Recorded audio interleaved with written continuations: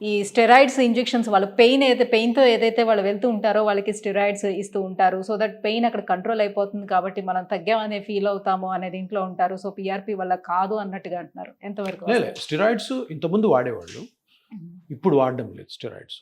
ఇంతకుముందు స్టెరాయిడ్స్ వాడడం అన్నది చాలా మంచి జరుగుతుండేది. స్టెరాయిడ్ అన్నది వండర్ఫుల్ డ్రగ్ ఇన్ఫ్లమేషన్ తగ్గడానికి. కాకపోతే స్టెరాయిడ్ల ప్రాబ్లం ఏంటంటే అది తినేస్తుంది.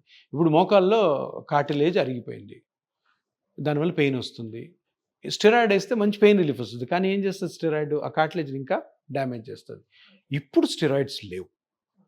పిఆర్పి అన్నది, స్టెరాయిడ్ అన్నది కంప్లీట్గా రెండు డిఫరెంట్ ఎంటిటీస్, రెండు వేరే. స్టెరాయిడ్ అన్నది డ్రగ్, పిఆర్పి అన్నది పేషెంట్ బ్లడ్లోంచి తీసుకున్న గ్రోత్ ఫ్యాక్టర్స్.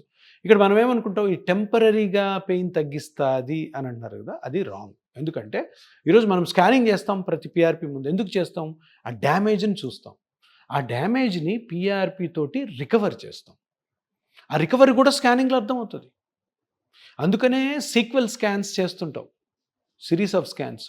సో పిఆర్పి అన్నది ఒక నిర్మాణాత్మకంగా, ఒక స్కిమాటిక్గా జరిగే ఒక ట్రీట్మెంట్ ప్రాసెస్. దాని పేషెంట్ కూడా చెప్తా ఉంటాం.